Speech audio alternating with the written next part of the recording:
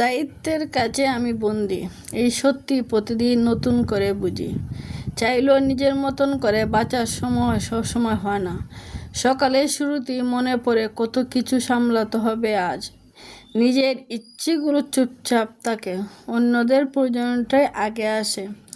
কখনো ক্লান্তি এসে ঘিরে ধরে, তবুও থামার সুযোগ থাকে না, কারণ আমার থেমে যাওয়া মানে অনেক কিছু থেমে যাওয়া।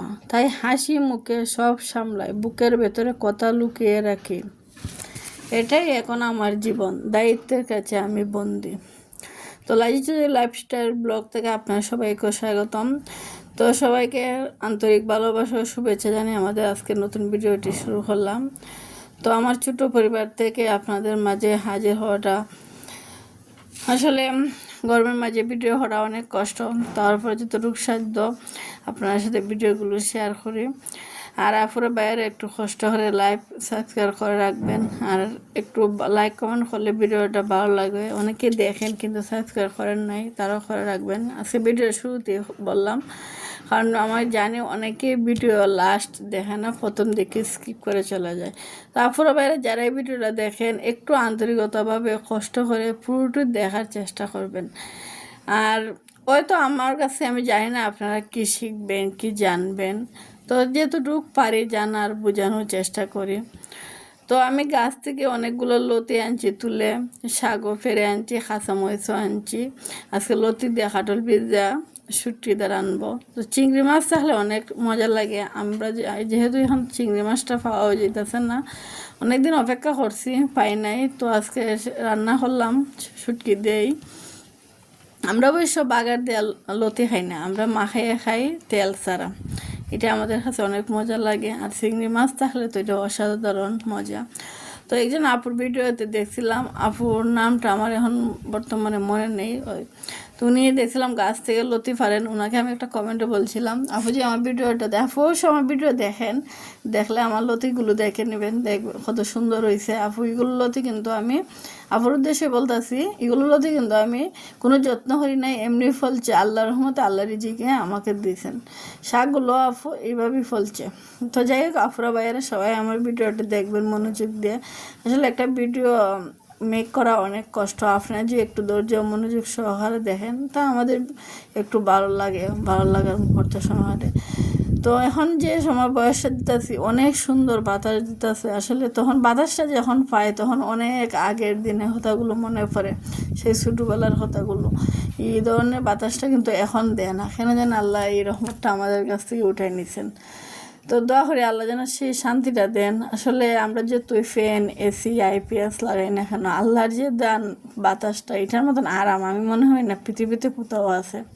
এখন যে আমি ফ্যান ছাড়া বয়সটা দিতেছি, আমার এত আরাম লাগতেছে, মানে আল্লাহর যে দানগুলা। তো যাই হোক, অনেক বক বক করলাম, এখন কাজের কথায় আসি।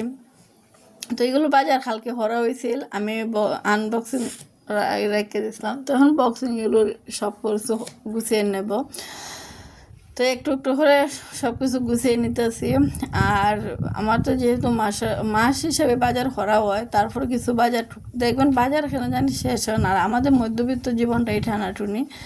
আমরা যেহেতু স্বল্প বেতনে সরকারি চাকরিজীবী, তার মধ্যে এগুলো হিসাব করেই চলতে হয়।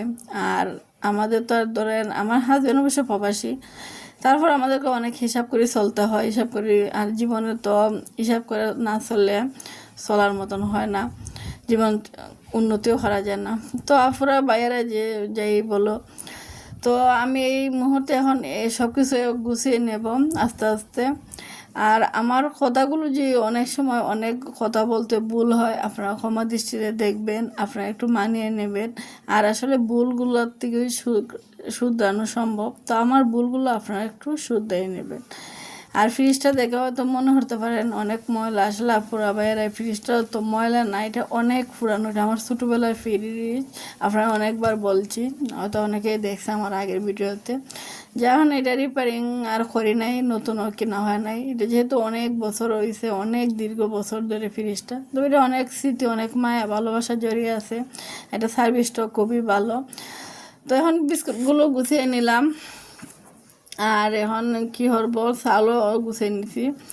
তো মেয়ে যেহেতু মাঝে মাঝে নুডলস দিই, যখন আমি খুবই ক্লান্ত থাকি তখন নুডলসগুলো দিই। আর সবসময় দেখবেন এটা ভালো লাগে না নাস্তা বানাইতে, শর্টকাট বানাইতে গিয়ে তখন আমি নুডলসটা দিই। তো ফার্তিমান আমি নুডলস দিই না, যত সম্ভব চেষ্টা করি ওকে বানানো দেওয়ার। তো ময়দাগুলো সব কিছু এক এক করে গুছিয়ে নিয়ে আমি চলে আসলাম রুমগুলো গুছিয়ে নিতে। তখন রুমগুলো আগে সকালে আমি ঘুম থেকে উঠে ওই রুমগুলো আগে আমি গুছিয়ে নিছি। এখন শুধু ঝাড়ুর বাকি, যেহেতু জিনিসপত্র গুছাইছি তো অনেক ময়লা পড়ছে, তো এখন সব কিছু গুছিয়ে নিলাম। আর এখন রুমগুলো এক এক করে সব ঝাড়ু দিয়ে নিতেছি। তো আপনার সাথে সব কিছু আর শেয়ার করা হলো না, ভিডিওটা অনেক লম্বা হয়ে যায়। আর আপনারা লম্বা ভিডিও দেখেন না, এটা আমি বুঝতে পারি, আমার ভিউয়ার্স কমে যায়। তো তাই একটু শর্ট করে দিলাম। তো ভালো থাকুন ভিউয়ার্স, আসসালামু আলাইকুম। ভালোবাসা রইল আপনাদের।